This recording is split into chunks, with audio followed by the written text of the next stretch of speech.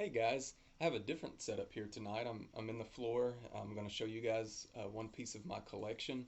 And before I get into that, though, I want to thank a couple of you for emailing me and claiming the Bengals cards and the Packers cards. If you don't know what I'm talking about, go back and watch my last video from it was from last week where I gave away some 2020 playbook football cards. I kept one card for myself. That was the Joe Burrow rookie because I haven't pulled a Joe Burrow rookie yet out of any packs, and I gave or I'm willing to give the other 59 cards away. And go back and watch that video. The Bengals, the Packers are not available, but if you want any of those other cards, my email address is in the description, and just shoot me an email, and I will send those to you. You don't even have to pay for shipping. It's just my small way of contributing to the hobby or promoting the hobby, considering that things are just so expensive right now because of a hot market, or those of y'all that depend on retail, you just can't find anything. It's stuff is bought up real quick, and it's just hard to find any packs. And so keep watching my videos. I'm going to be giving cards away as I break boxes. I'm only going to keep the cards that I want or that I think I could flip, but those that I flip, I'm going to use to buy more boxes that I'm going to break on here. So just trying to make it fun.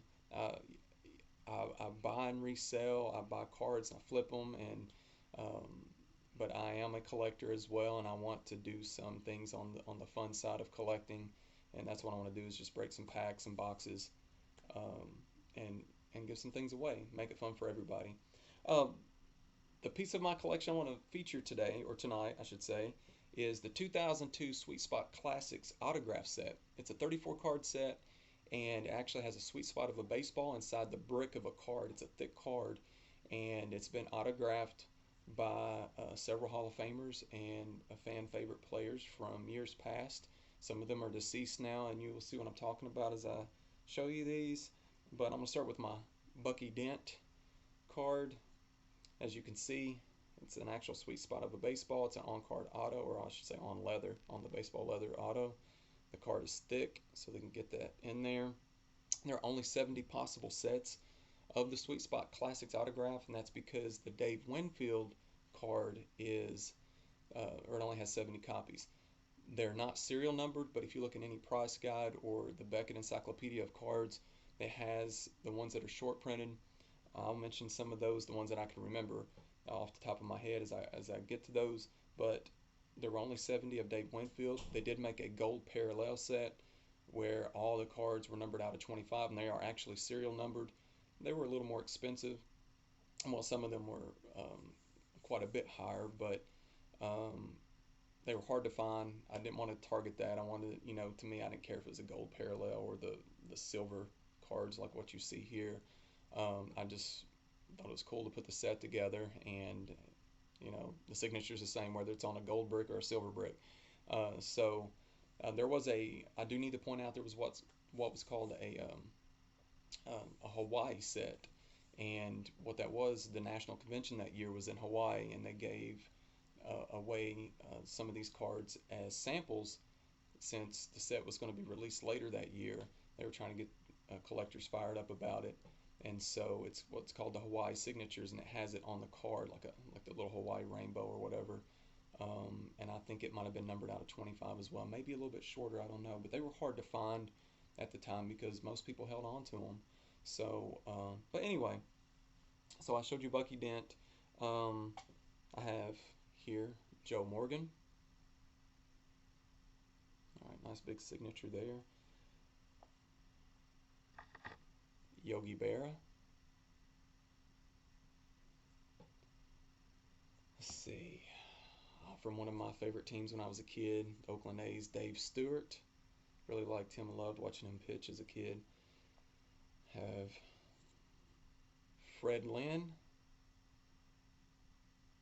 All right, some of you young pups are not going to know some of these guys. You're going, when you hear these names, go look them up. Be a student of the game.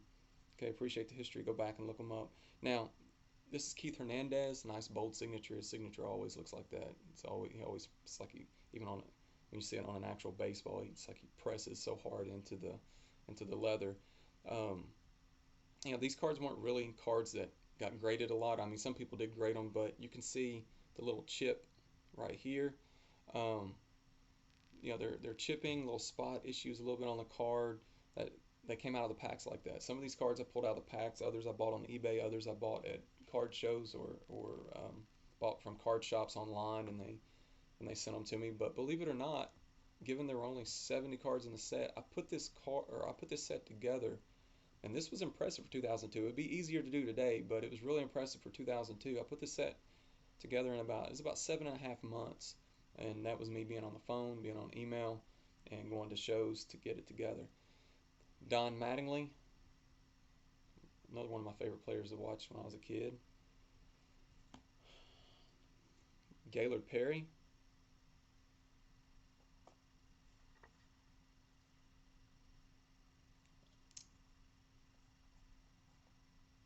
I can't remember if I showed Tom Lasorda or not. I thought I showed Tommy Lasorda, but if if so, you could see it again.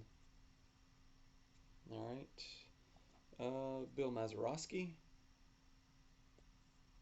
or Mazarowski, as some of y'all say. Fergie Jenkins. As you can see, I mean, these are just fan favorites. Some of these names, I'm getting to some bigger names here as we go. Dale Murphy. Not that Yogi Berra is not a big name, or Tommy Lasorda, or some of these other guys, but you'll see what I'm talking about in a minute. Alan Trammell. Now, as I'm pulling these cards up, I want to point out it's actually cheaper to put this set together today than it was back then, which kind of sounds crazy, but I'll explain why here in just a minute. Ernie Banks, I always thought about upgrading this card. I never did because it was a card that I pulled out of the pack, and you may think, why would you upgrade it? It's just as you can see, he kind of smudged, and he started to write his last name. I don't know if you can see that or not. He started to write it and then stopped and then started again. Just the fact that I pulled it out of the pack, and just the fact that, I mean, he had messed up, and he spent a lot of time basically, or not a lot of time, but he spent more time getting his signature on this card, and the more I thought about it, the more I thought it was kind of cool, and so I just kept it, even though by grading standards, the signature wouldn't grade out that well, but it don't matter. It's not going to be sold. I'm going to hold on to this set and pass it down to my son probably later. Paul Molitor. Raleigh Fingers. Always loved him because of his mustache. When I was a kid, it used to crack me up. Ozzie Smith, the Wizard. Nice big bold signature there. The Ozzie was numbered out of 220, I believe, or not numbered, but I mean it's you can see on the back here they're not serial numbered or anything, but there were 220 or maybe 225 that were printed. It was short, so it was a short print. Carlton Fisk, I think, was 125 copies. I'm not sure, but he was a short print. I think it was 125. Reggie Jackson, doesn't barely scribbled his number down in below the J there, or tried to. One of my favorites, and Nolan Ryan's signature that you see right there. That signature looks the same on flat pieces like cards or pictures, or on baseballs, on baseball bats, on jerseys. He has the most consistent signature I've ever seen of anybody. And for years, people used to think that it was an auto pen, that he wasn't really signing. But it's just that he's extremely consistent with those micro movements. What can I say? But it's a nice, beautiful signature. And this card was the last piece that I put together in the set of the 34 cards. And I forgot, it's short print, but it's not too terrible. I think maybe 325 or something like that. But I had to pay like $350 or $375 for this card. I bought it from a card shop in Harlan, Kentucky, and you know, this would not go anywhere near that now. And there's a reason for that. When this set first came out, it was really cool. They had the Sweet Spot set that came before this that had pieces of baseball in there just like this. So this wasn't the first time they did this, but this, along with the regular the Sweet Spot set, were the first couple of sets that had actual baseball pieces in there that they autographed. And I think over time people just said, well, I'd rather have the full baseball instead of that. Other people, um, well, actually, another reason is since then there have been so many more products that have included Nolan Ryan signatures as well as some of these other stars, and the autograph is just much more obtainable now than it was back then, um, on baseball cards, not just with the game used memorabilia and well, and just other uh, non-game used baseballs and bats and everything, but just cards in general. Um, the Nolan Ryan autograph, the chase before that came out. I mean, you had to go back to what was it, '91, with the Upper Deck release of his autograph, 2,500 copies, um, that people were chasing then. So Nolan Ryan was kind of known from '91 up until then. Not a whole lot of signatures on cards. A whole lot since then. So it's just like supply and demand, with anything. More autographs, price goes down. Same goes for this guy. It's my absolute favorite card, Sandy Koufax. 220 copies or so, I think, of the Koufax autograph in this set. Um, probably my favorite card in my collection. I really like Sandy Koufax history. I mean, he basically just absolutely dominated for, I don't know, what, 3 years or so. He basically got in the Hall of Fame off of a few years of just sheer dominance. Run through some of these others real quick. Al Kaline, Kirk Gibson. As you can see, it's just a blend of Hall of Famers along with fan favorites. Boog Powell, Cal Ripken Jr. Really like that card as well. Always like Cal Ripken. Love this card. I always love Kirby Puckett. The Kirby Puckett was numbered out of 74 or something, I think. And actually, I'm going to go back on the Nolan Ryan. I think Nolan Ryan was numbered out. There were 74 of it as well. Maybe I said that. I don't know. I'm thinking I said a higher number. I really should have looked up those numbers in the encyclopedia or the Beckett encyclopedia before I came out.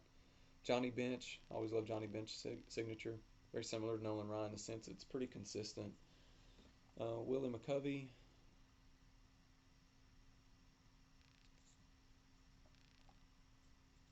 Tom Seaver.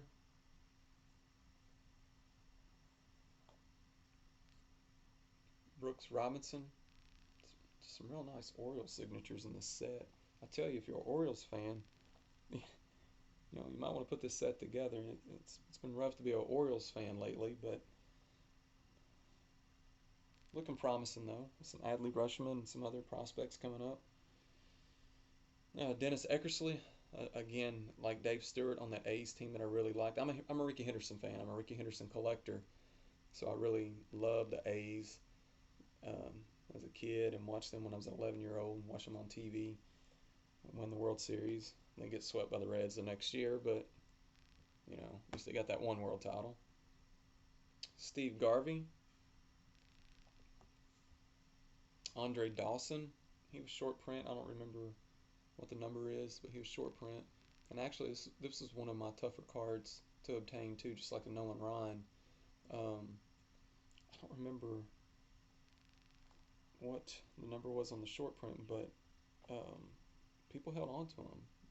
It's because it made me think, man, people must love Andre Dawson because I could not find his signature, and I got it just before I got the Nolan Ryan autograph.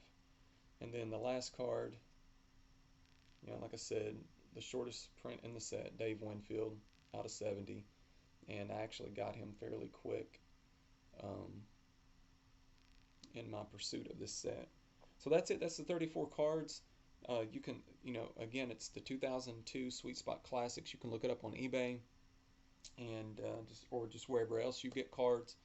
I know eBay's the gold standard, but you can look in other places. I think even Check Out My Cards has their site has some of those uploaded on there.